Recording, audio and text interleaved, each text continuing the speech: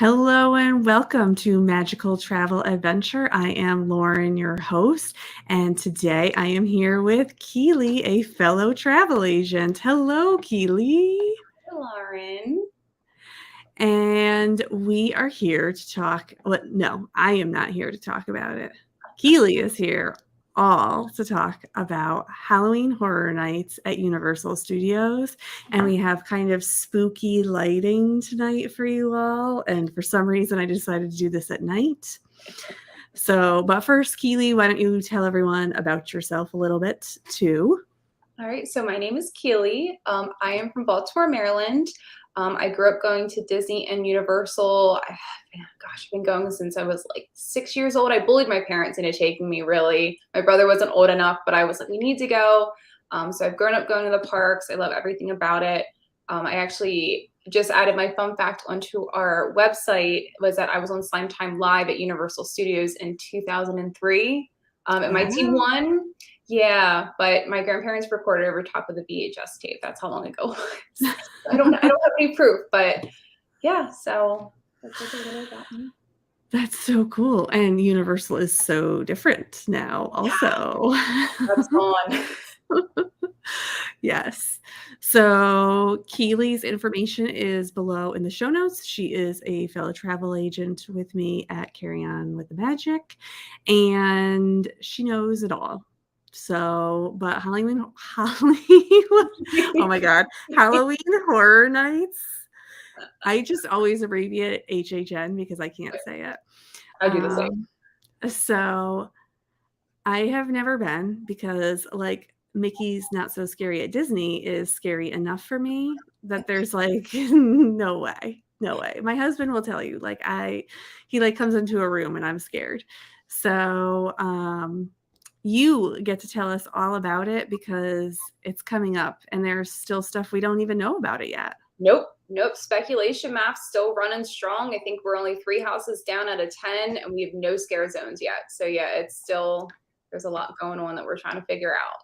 Well, it's good that you're here because I even went to training and I don't know everything that you're talking about. So, all right. So why don't you walk us through? I have some pictures that I just decided that are Keeley's that I decided which order they're going to go in. So they might not make sense to all of you or to Keeley, but they make sense to me. So, but she's going to talk a little bit about Halloween Horror Nights. There really should be a Hollywood Horror Nights just so I can talk about that. And you can walk us through like anything that you think is important for people to know too. Okay. So yeah, so Halloween Horror Nights it's kind of same as Mickey's Not So Scary. It's a hard ticket event, so it's separate. Even if you have an annual pass, I think only the top tier gets a free ticket. And then you can get your express pass, which is your skip the line pass. So same as day guests. The RIP tour, which I'll dive into that a little bit more. That is a one of a kind experience. That was the first time I went to Halloween Horror Nights was the RIP tour. And I honestly, it spoiled me from just a normal night. You can also do behind the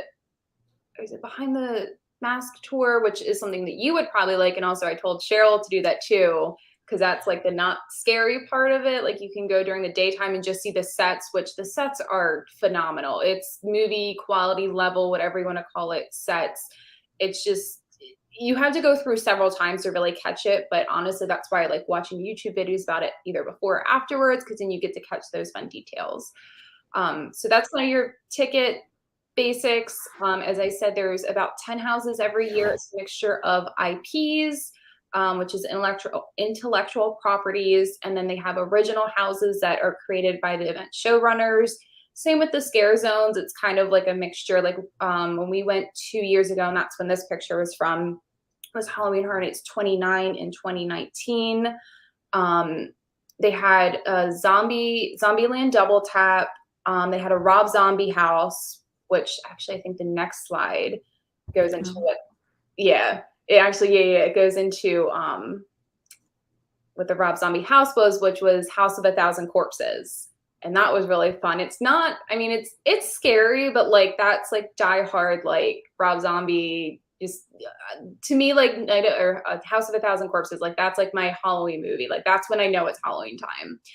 And that was kind of cool because that was the year that Sid Haig died. So you know, it was kind of like they had a nice little like tribute, like fans were leaving roses. This it's very niche. This is a very niche event. I mean, it's great if you're like just into haunted houses, but there are some, I mean, diehard fans that like really get into it. So the fun thing about this, and that's why it's daytime in this picture, is they have the stay and scream option. So if you have your park ticket for the day, it's again similar to Mickey's Not So Scary, where you can stay in the park and they put you in like a holding area. So like the one we typically stay at is by the Simpsons, because that honestly usually is the better food option too. It's New York food.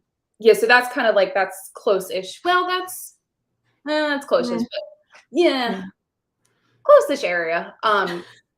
But yeah, so you can do the stay and scream. So if you're there during the day, you just kind of hang out for a little bit and you get in about 30 minutes before everybody else that's at the gate. So you can usually get at least one house, if not two houses done before everybody else gets in, basically like Universal's version of rope dropping.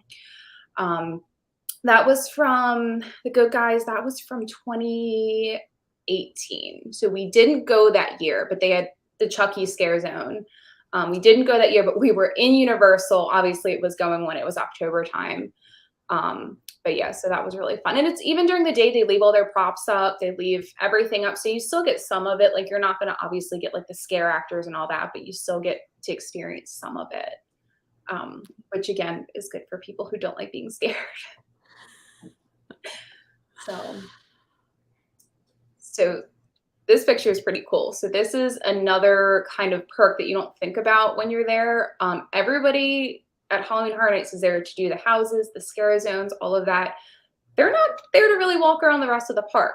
And also, it's only Universal Studios that is open. Islands of Adventure is not part of Halloween Horror Nights. There was rumors going around this year they were going to do it in both parks, which I would die and go to heaven basically if that happened, but I think logistically would be insane. So I mean, you can go back to Diagon Alley and it's basically empty. And I mean, this was when I went in 2015, I think is when we went, because it was Halloween Horror Nights 26. So you can see it's empty back there. That was the year we did the RIP tour, which a benefit to that is you get unlimited express to all of the rides. So we got to ride Gringotts. I think we rode Gringotts like 3 times because we were done everything 3 hours into the event. Yeah. This is like really cool. Like if you've never been to Diagon Alley, it never looks like this. It's always jam-packed full of people. Like I've never, like this almost looks like a promotional like picture because there's no one there. Yeah, and you get to skip the line. I mean, and everything's open. Everything, I think mostly everything is open there. So you can go in at least the shops. We got ice cream. We've done that. That's like the new thing that we do is we go and we get ice cream. And then you go back, you can go into Nocturne Alley and it's like pitch black back there, which is really cool. And there's nobody there during the day, but at nighttime during this event, not a single soul is in there. So nice. That's another really cool benefit to being there at nighttime. Well, that's how you'll get me there. I would literally buy a ticket just to be here with not a lot of people. Yeah, you don't buy express, just buy the base ticket. I think they're $73.99 a person. Yeah. This is my favorite. This is the favorite little tiny like niche thing that like probably half the people don't realize. It's normally Mel's Drive-In, and at Halloween Horror Nights you do Mel's Die-In. It's so dumb, but like I just posted it was on Friday about the different tickets. This was my background. I love it. I love it. And it's just like these little touches. It's the same as Disney. Like it's just these little touches is what adds to the event. It's little things that you're going to pick up on, or again, you go time after time and you're going to discover something different. And normally they have like scare actors outside of there dressed up like zombies. The year we went, when we went Halloween Horror Nights 26, they did the Vamp 55. So it was vampires, in 1955. So it was all like cool because it kind of like went on theme with the drive-in and the cool cars and all that.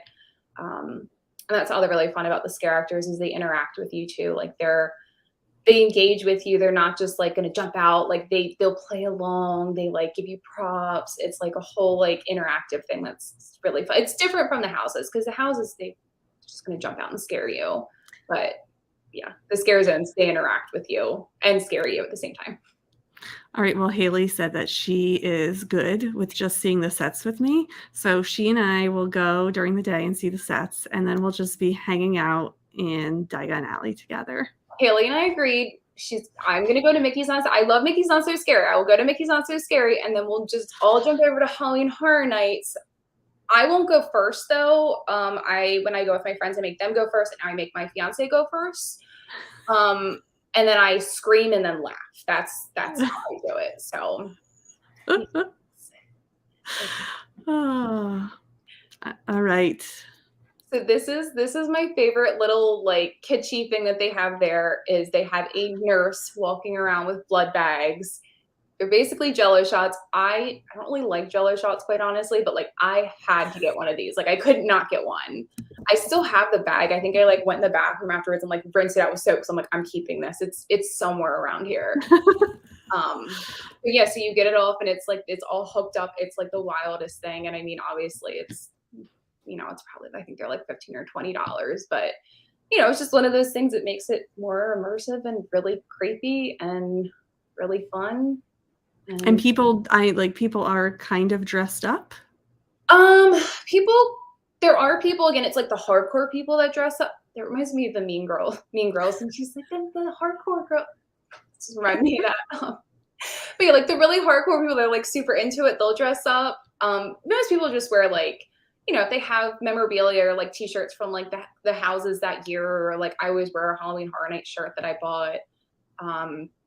But usually it's hit or miss, but people really aren't dressed up in costumes per se, but they are like themed to the event. So that's where it differs from Mickey's too, is not so much dress up. Not as much dress up, but also there are people that dress up. So okay. This is your last picture that you have for me, but I know it's not the end of your information. No. So this was when we did the RIP tour. And what was really fun with that, so, this will be a good introduction for the RIP tour. So Express is basically like normal Express. You scan your ticket, you get in line. It's usually about half of what the regular wait is. And honestly, typically you see about 60 to 80 minutes per house. So you are waiting in line most of the night. Even with Express, you're still going to wait most of the night. Now with RIP, what's really cool is you are going to pay an extra charge. I mean, I think this year it starts at about $250 a person. It's somewhere right in there. Plus you have to buy your event ticket. So it can get pricey. But what that does include is you get a reception beforehand at La Bamba. And it's basically like a buffet type thing. They have desserts, they have all kinds of stuff. So you go there, I think you show up about an hour before your reservation time, your tour time. So if your tour time's at 6, you get there at 5, you go, you eat, and then they assign you to your guide. And the guides are dressed up in like scrubs with like blood on it, and they have a little wand. It's all themed. It's all themed out. So it goes with the blood bags. So you meet up with your tour guide, and basically they walk you through everything. You skip the line, you skip the express line. Like there, you have your own personal line. You walk up, they literally will cut the line off, and you walk right in. So, I mean, like I said, there's typically, even with Express, you're probably going to wait 40 minutes sometimes. With RIP, no, maybe 5 minutes. They just got to cut it off, stop the line. And then if they're doing a scare actor change, they'll do that. But I mean, honestly, you're really not waiting. I think when we did ours, we were done in about 3 hours. So we had the rest of the night to do houses again, do the Harry Potter rides, because we had our unlimited Express. And built into the RIP tours, you get time to go get drinks. I think that was at Cafe Alcatraz, or that was it. Yeah, I think it was Cafe Alcatraz. So it gives you time to go and like do that stuff, food breaks, any kind of stuff like that. The scare zones. And it's funny, the tour guide we had that year, she doesn't like haunted houses. I think she's just a team member, and that was what she got roped into doing, was the RIP tours for Halloween Horror Nights. So she was literally walking through with her shirt over her face like this, and was holding on to somebody in her group ahead of us. And she had her little wand up. It was the funniest thing. So, but it honestly, she was great. She was great. It just made it more funny for us. And then the group we were with, they were very heavy drinkers. Like, I mean, we were, we're drinking, but it wasn't like I wanted to enjoy myself too. It was so funny because you're grouped. I think it's like about 6 to 8 people who you're grouped with. And then you kind of go, you're with that group and you kind of become friends with them. And the one guy, oh my God, he was hysterical because he was so drunk.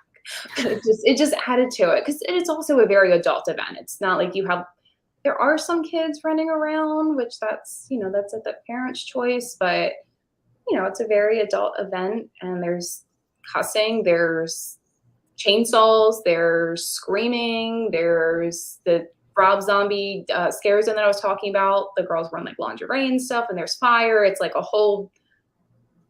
it's a lot. It's a lot. Not really kid approved. No, but there's people that are like, is it okay if I bring my like 10-year-old? And I'm like, no, but like if you're okay with it, but like I wouldn't advise it. But that's your call. But I have seen younger kids there. It's a choice. It's a choice. But if they like haunted houses, I think it's fun. It's just navigating kind of where to go. Right. Yeah. They need a travel agent like you to help them then. Right. Exactly. So then there are pictures like this that you can take during or these are like photo stops that you could take? So this was back when like Snapchat was like so big. That's a Snapchat filter that I have on there. Really? Yes. Okay. So that year they also had Texas Chainsaw Massacre. So I have one, it's like skin in the corners, like stone. I'm telling you, if you are not a horror fan, which I never was up until maybe like 7 or 8 years ago, I didn't like scary movies. I didn't even like haunted houses really till I was like 16. So, actually, which reminds me, I do have a funny story as to, I used to hate them when we went to England with my mom and I. Oh God, that was in 2007. This was like right when like the internet was like obviously like it was a thing, but like you didn't rely on it that much. We were trying to map out what we were going to do in England, and Madame Tussauds had like a horror thing, but my mom was like, oh, it's all wax figures. And I was like, I don't know. It says like, it says haunted house. And she's like, no, it's all wax figures. Like there's not going to be actors in there. There was actors in there. I was screaming, clinging to the back of my mom's jacket, screaming. So she's spinning in a circle. I'm screaming. She's screaming at me. So then all the actors there starts calling my name and coming to grab me. And then the poor people behind us and in front of us, I'm trying to push. It was so bad. And then there's a picture probably like 5 minutes after that of me with the wax figure with the Queen of England. And my face is so red. You can see where I was crying. And it was just like, I'm like, I hate this. So I was like done with haunted houses, any scary stuff for years. And then my friend was like, hey, you want to go to Halloween Horror Nights? We'll do the RIP tour. It'll be great. And I did it. I was like, this is great. I love this. Yeah. It's definitely a niche event. Definitely. Well, this is such great information. So if you are going, you are going this year, right? A week and a half after our wedding. This is clearly a honeymoon event. It's a honeymoon, yes. So do you recommend people get the VIP tour or, I'm sorry, the RIP tour or the Express Pass? Yes. So I actually, funny enough, saw in a Facebook group earlier, somebody asked that exact question. And if you're going to go a lot, so like they have the frequent fear pass, which is like locals and stuff, or even if you happen to travel to Orlando twice, I would really recommend, even if you do 2 nights, you're still going to be mostly committed to doing those houses. Like you'll probably get 5 houses done the first night and 5 the second night with just a base ticket. I would highly recommend the Express because you're truly not going to experience the whole thing. You're not going to do the food, which they have like the twisted taters, the pizza fries, the blood bags, all of that stuff is like part of the event. Walking through the scare zones, the gift shops, checking out the rides that are open. You're not going to be able to get to do all that if you're spending your whole night waiting in just the regular line. It is a splurge. It really is. But I mean, honestly, if you look at that price, even compared to Mickey's Not So Scary, it's a little bit more, but I think you're getting more out of it. They don't really have like parades, obviously, or anything like that. Like it's, everything's kind of like you have to go to it. But if you're a horror fan, it's worth it to at least do the Express Pass. The RIP, is a splurge. I think it's great if you're into the event and it makes sense one year to do the RIP. I 100% say do the RIP and experience it. You also get like free valet parking, and there's a few other things that you get out of it. But yeah, I definitely think at least the express pass at minimum. RIP, yes, 100% list. Like I said, I am spoiled because my first time that I went, I did RIP, and I'm like, we need to do it again. It's so great.